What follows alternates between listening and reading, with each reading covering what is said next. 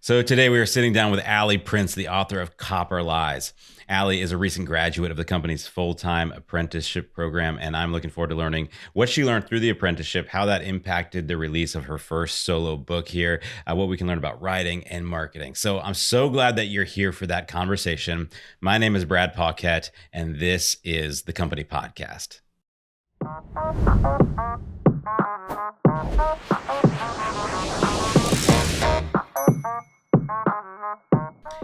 All right, Alli, thank you so much for joining me on the podcast today. Thanks for having me. Yeah, so you've done a couple of podcast episodes with me before, so this is not anything new for you. No, it's not. But just in case somebody hasn't caught those episodes yet, I know as soon as we're done here, they're going to go back and listen to them all. Absolutely. But if they haven't met you yet, just tell us a little bit about yourself. Who are you? Well, my name's Alli Prince. I'm a professional author and a recent graduate of the company's apprenticeship program. Cool. And where are you from? Stuff like that. Oh, yeah. Well, I'm from Las Vegas, Nevada, which always gives people quite a bit of a shock. You know, sometimes I debate on saying like I'm just from Nevada, not like I'm from Las Vegas, Nevada. But what else is in Nevada? Right, exactly. They would know. So I just go ahead and just go for it. And yeah, so I'm from Las Vegas, Nevada. I'm 25 and I have been professionally writing for like two and a half years now. Okay, cool. And I love that you lead with that you're a professional writer. So tell me though, like you graduated in August. Yes. 2 years ago, 2 years before that, you would not have considered yourself a professional writer, right? I wouldn't have even out loud said I was a writer. So, right. And I think that's important, you know, especially for people that might be listening, considering the apprenticeship. I think sometimes they see the results of people like you, people like, you know, the books that Tears is putting out and the other stuff that we do here at the company. And it almost sets the bar too high. But like, so it's like, it's important that you didn't start there. You came in and you were basically like a hobby writer. Yes. And now you're pretty comfortable and confident calling yourself a professional writer. Yeah, absolutely. So like, what was your writing experience like before you applied and before you came? Well, I wrote on and off since I was about 10, but I didn't share that with anybody. I was mortified by my own writing. It was a little secret that I kept to myself that I enjoyed. Yeah. And about a year before I came to the company, I felt like God was calling me to kind of step more into this hobby and this talent professionally. And so I started looking into that. Like, what does that look like? Does it look like college? I hated college, so that really wasn't an option for me. And I discovered the company. And so, I mean, we have a whole podcast on this story. So no, that's all right. That's a good part of the story. And so, you know, this was your first debut book. Yes. Before you got to the company, had you ever written a complete novel before? Once when I was 13. It was the first project that I was like, I'm going to be a professional writer. And I sat down and I wrote 2,000 words every day. And by the time I got to the end of it, I looked at it and 13-year-old me went, this is garbage. This is terrible. I can never show anybody this. And then I didn't finish anything after that. Wow. Well, I mean, 2,000 words a day for a 13-year-old is very impressive. I was dedicated. You were dedicated. And so I guess comparing like a project like that or some of the other, I know you started some other manuscripts and things like that through your teenage years and whatnot. What changed with this book? Obviously, those books are not in print now. No, they never will be. This one is, and you originally drafted this as part of your time here as an apprentice. So what made this process different? I mean, honestly, you. Just being like in the program and having that guide that I so desperately needed to encourage me to finish a project and then to also encourage me to edit that project. Yeah. To not get overwhelmed by how bad that I thought it was. Because I thought that this book was really, really bad. Right. Well, and it's interesting that you also said that about the book that you wrote when you were 13. Looking back on that, do you think it was actually as bad as you thought it was? Or is that just how you tend to perceive your own work?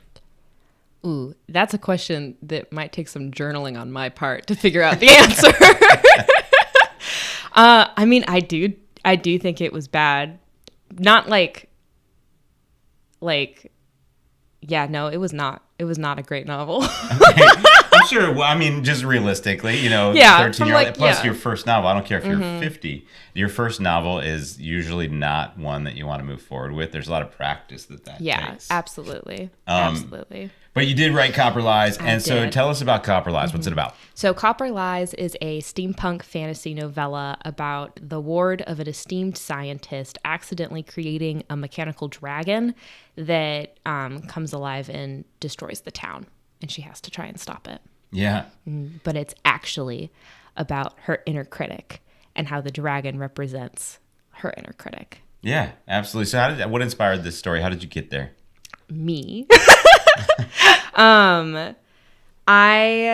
Oh gosh, that's such a good question. I have struggled a lot with like my inner critic and letting it control a large portion of my life and like what I do and how I relate to the community around me. So that was a really just like a potent lesson I was learning when I wrote this book about how to invite God into that voice instead of just listening to that like inner critic voice. Yeah, that's really cool. And so in the book, the main character, Lillian, Yes. has this relationship with a mentor figure, the Professor Jonathan Booker. Mm-hmm. So I think you know where I'm going with this. Huh? To what degree does our relationship inspire the relationship in the book? I never would have been on this podcast if we knew we were going to come talk about this. Well, it's a day of reckoning. Here we are. Yeah, when I first wrote this book, I did not intend to write about just like the impact that you have had on my life and encouraging me to grow past my inner critic. And I wrote the book and then I looked at it and I was mortified because I could see what had like come across in it. And I was supposed to have time to edit my book, but before you read it, because somebody else was going to do a developmental edit on it. And I thought, no worries. I could just edit that out and then I'll be fine. And then something happened and they couldn't do the developmental edit anymore and it just got sent right to you. Yeah. And that was terrifying to me because I didn't know. I thought it was, I was like, man, that's so uncomfortable and awkward that he's had an impact on my life. So I just ended up praying that the book would stay at the bottom of your to-do list for a really long time. I think your prayer was successful. Yeah, it was. Yeah, that's funny. Well, and I think in the final version, there's not quite as much of that. Probably not, no. So, Professor Booker is kind of this character that's off page for the most part. Yeah. And then he just shows up at the end and, well, I guess Saves the day. spoilers, right? Yeah, go read the book. Well, that's fun. So, and I'm not fishing. I'm just curious, right? And now that I got you on the spot, you have to tell the truth on the record. I appreciate that. Yeah. So, what's like your wildest dream for this book? Of course, like you'd love to sell a lot of copies, Right, Not just yeah. because you're greedy. I mean, you are. Oh. I'm joking. But not just because you're greedy and want to make a lot of money, but also be helpful to pay your bills. Right, yeah. In the words of Woody Allen, rich or poor, it's good to have money, if only for financial reasons. You love that quote. I do love that quote. I'm going to keep using it. But so, of course, it'd be really nice to sell a bunch of copies so that you can continue to sustain your writing career and your ministry, including all the stuff that you do on your website and social media and stuff like that. But beyond book sales, what do you want to see from this project? I'd really like to see this project connect with the person that struggles with the inner critic, kind of like I did, and give them an opportunity to think about their inner voice in a different way. Yeah. And like, who's it for? Who would that person be?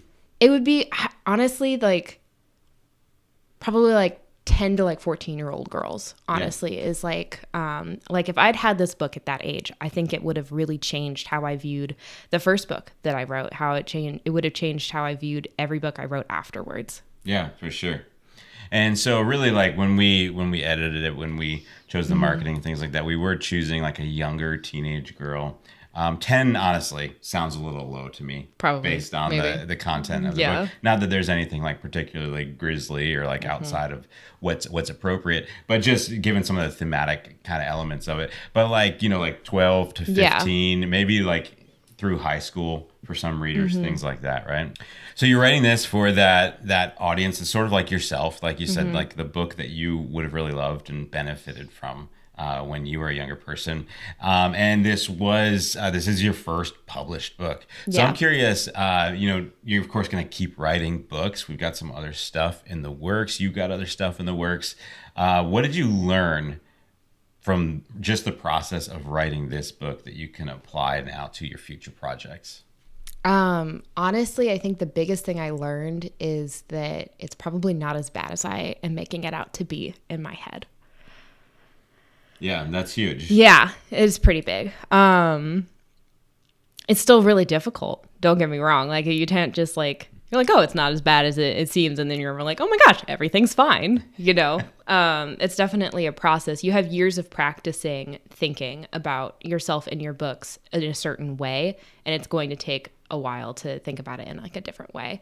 But this was definitely the start for me of thinking about the books that I write and produce in like a different way.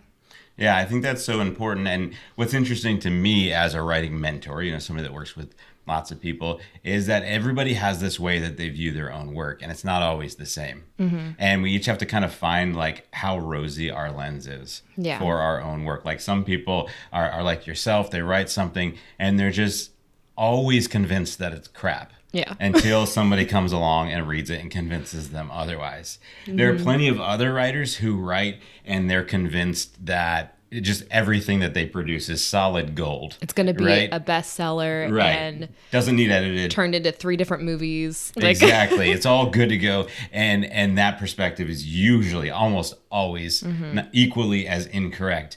And so I think that's part of the value of having like a relationship like we have, like a mentor type relationship, somebody that can look in from the outside and say like, you are being way too hard on yourself. Yeah. Or conversely, like, hey there, Picasso, why don't you take it down a notch? You have more to learn than you think you do. And here's what it is. And here's the steps that you can take to make it as good as it can be.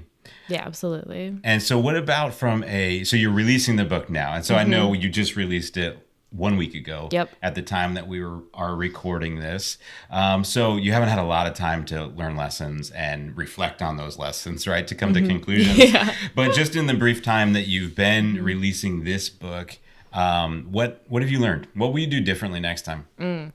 Well, one thing that I've really learned that I'm going to take with me is that like it's not going to market itself. No book that you produce is going to just fall into a reader's hands, right? So you actually have to put in the effort and you have to put in the work for that, which can be a little uncomfy, especially for us writers who like to hide behind our laptops and our keyboards and maybe just like stay in the attic. Right. And I think a big key in that we've talked about is social media has value. Yeah. And you can connect with readers on social media, but that can't be the whole arena. Right. You, right. Exactly. Yeah. So yeah, a lot of marketing is like that social media, posting, doing reels and stuff. But then I think another big part of it that I didn't consider until this past week was like doing author events and like book signings and like getting your book into your local community as well. Right. That can be huge. And one of my phrases that I use a lot and some people hate, but I think it has a lot of value is you are getting the results that you deserve. Yes. How do you feel about that? How do I feel about that particular phrase? Yeah. Wow. Real opportunity. Real honesty right now. I think that's an accurate phrase. Like, and I'm not just saying that because you're right here. I've defended that phrase off camera as well, because I think it's important to be able to look and realistically see where you are. I think a lot of people want to look at the results that they're getting and they want to look at the outcomes that they have and they want to be not coddled. Coddled isn't the right word, but they want to be like encouraged and uplifted and spoken gently to. And I think that we do have like a responsibility to speak in kindness and stuff, but sometimes that kindness is being like, hey, this needs a little bit more work. Yeah. Yeah. And of course, when I say that, I don't mean that there are never circumstances outside of your control that affect your results. But, the way that I look at it, we have 2 choices. We can either take responsibility for the results that we get so that we can improve, so that we can adapt and change and get better at what we're doing, or we can always play the victim. And, Right. and when we don't get the results we want, we can say, oh, well, it's because of this circumstance, and it's because of this thing that other person did, and this and that.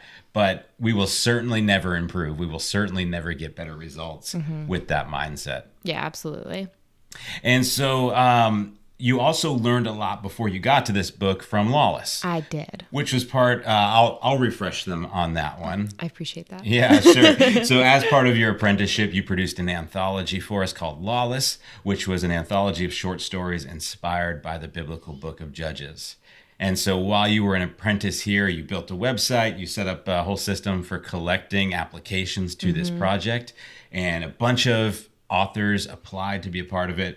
We selected around 15 originally. Yeah. And you assigned biblical passages from Judges that they were going to write a story inspired by. And then you worked with those authors to help them develop their stories into what would eventually become the book Lawless, which is a super cool book. Everybody should go buy it for sure. But that's interesting because I think it put you in a teacherly position. It did. Right? So the you did writer that. became the mentor. Right.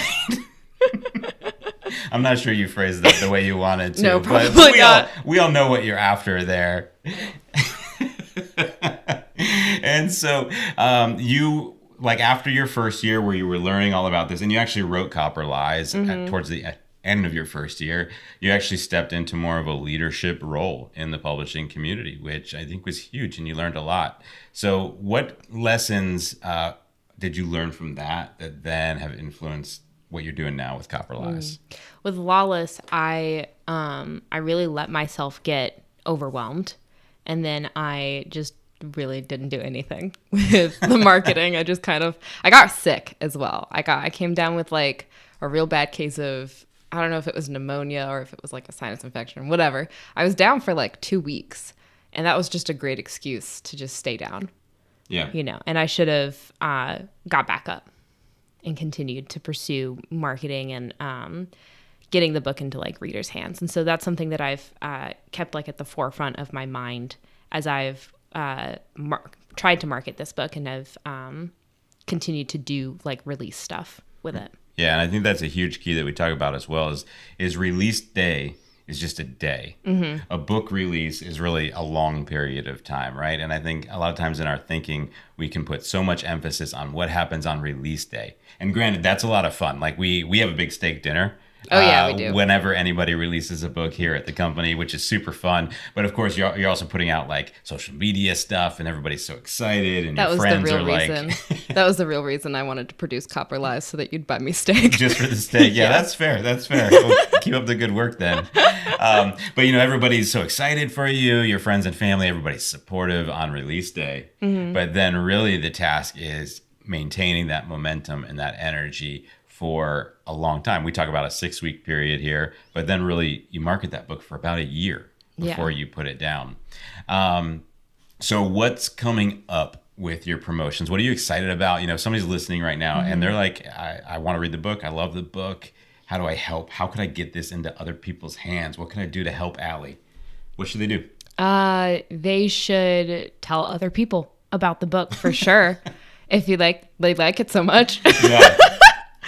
And then just like, keep an eye on my website and social media. We have a couple different fun things coming on. A lot of people are drawing scenes from the book and putting it to like, audios and things like that. That's been a lot of fun. Yeah, that is really cool. So what else is on your agenda moving forward from this book? What do you have in the pipeline? And again, how can people connect with what you're doing? Well, I do a lot of stuff on my website currently, weekly articles and stuff about writing and your inner critic and like overcoming that voice in your head that tells you that you're not good enough to do what God has called you to do. So that's definitely what I'm doing. And then that's also a place where I'll be announcing my next projects and my next book. That'll come out eventually. Yeah, fantastic. And of course, while you're doing that, you've stuck around in Cambridge, Ohio. So yes, you're still hanging around at the company, even though you graduated, which is very cool. And honestly, I think that's part of what God is doing here. If you come for an apprenticeship, you're not required to stay. We don't make you feel bad if you want to go home at the end of it. That's perfectly fine. But it does seem like God is raising up a community of people here that are specifically into changing the American publishing landscape. Yeah. And so that's very cool that you would want to hang around and continue to be a part of this. Well, I mean, I get steak. Why wouldn't I want to hang around? That's right? true. Yeah, we're not bringing the steak to Las Vegas. So if people want to connect with you, website, socials, give us that stuff. So my website is alliprince.com. That's ALLI, the correct way to spell Alli. And then you can find me on Instagram and Twitter at Alli Prince Author. Awesome. And, just last words. If you're going to talk to somebody who is writing, like they're not in the apprenticeship, they are you, before you came. And so they're in that like 13 to 20-year-old boat, and they're kind of dabbling and kind of doing their best. What would be your single piece of advice that you could give to that person? Get your worth from Christ before you get it from your words and from your story. Wow. That would be my advice. I love that. Succinct and so good, though. Absolutely. I'm embarrassed that I asked the question now. I mean, what could be better advice than that? So awesome. So this is Alli Prince. Again, you can find her stuff at alliprince.com. You can connect with all of her socials and all of that moving forward, as well as sign up for her newsletter, where she's not just talking about dragons all the time, but she's talking about how to overcome your inner critic. So especially somebody that is, you're building that writing career and maybe you struggle with that idea of, is this any good or not? I think that a lot of her content, a lot of the resources that she's putting out is super helpful. So please check that out. And go to Amazon right now, order a copy of Copper Lies, get one for yourself, as well as get one for a teenage girl in your life that you think could use a really positive message about finding our value in the right places and telling the truth no matter what. So thanks for joining us today. Thanks for joining me and Alli. Until we see you again, happy writing and be blessed.